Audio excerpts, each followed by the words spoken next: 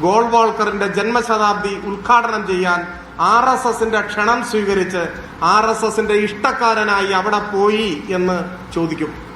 അതിന് മറുപടി പറയാതിരുന്നിട്ട് കാര്യമില്ല. ആവർത്തിച്ച് ചോദിച്ചുകൊണ്ടിരിക്കും. കേരളം ചോദിക്കും. നിങ്ങൾ പിന്നെയും പിന്നെയും ആളുകളെ തെറ്റിദ്ധരിപ്പിക്കുന്ന മറുപടി പറ. യഥാർത്ഥത്തിൽ മതനിരപേക്ഷ കേരളത്തോട് പ്രതിപക്ഷ നേതാവ് മാപ്പ് പറയേണ്ടതാണ്. ഇനി ഇങ്ങനെ RSS പരിപാടിയിൽ പങ്കെടുക്കുമോ എന്ന കാര്യം വ്യക്തമാക്കേണ്ടതാണ്. ആ ചോദ്യം എത്ര കാലം കഴിഞ്ഞാലും കേരളത്തിൽ അവശേഷിക്കുന്ന ചോദ്യമാണ്. അതിന് വ്യാജ ആരോപണങ്ങൾ ഉയർത്തിക്കൊണ്ടുവന്നത് കൊണ്ട് കാര്യമില്ല. കുറെ കൂടി വിവേകത്തോടെ കോൺഗ്രസിന്റെ ദേശീയ നേതൃത്വം പെരുമാറേണ്ടതാണ്. ഒരു തെരഞ്ഞെടുപ്പിനെ രാഷ്ട്രീയ ഉള്ളടക്കമുള്ളതാക്കി മാറ്റാൻ, നാടിന്റെയും ജനങ്ങളുടെയും പ്രശ്നങ്ങൾ ചർച്ച ചെയ്യുന്ന തെരഞ്ഞെടുപ്പാക്കി മാറ്റാൻ എല്ലാവർക്കും ഉത്തരവാദിത്വമുണ്ട്. ആ ഉത്തരവാദിത്വം നിർവഹിക്കുന്നതിൽ കോൺഗ്രസിന്റെ ദേശീയ നേതൃത്വം ദയനീയമായി പരാജയപ്പെടുന്നതായിട്ടാണ് കാണുന്നത്.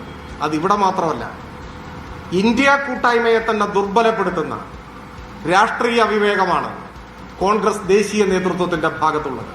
ഇപ്പം മനീഷ് സിസോദിയയും കെജ്രിവാളും ഇരുവരെയും ജയിലിലടയ്ക്കാൻ RSSന് ചൂട്ടുകത്തിച്ചു കൊടുത്തത് ആരാണ്? കോൺഗ്രസും RSSും കൈകോർത്തല്ലേ ഈ രണ്ടുപേരെയും ജയിലിലടച്ചത്? ഇപ്പൊ കള്ളക്കേസാണെന്ന് വ്യക്തമായി. യഥാർത്ഥത്തിൽ ഇന്ത്യയിലെ ജനങ്ങളോട് കോൺഗ്രസ് മാപ്പ് പറയേണ്ടതാണ്. ഇന്ത്യ കൂട്ടായ്മയെ ദുർബലപ്പെടുത്തുന്ന ഈ സമീപനം ആത്യന്തികമായി സംഘപരിവാരത്തിന് NDAയ്ക്കാണ് ഗുണം ചെയ്യുക എന്നത് എല്ലാവർക്കും അറിയുന്നതാണ്.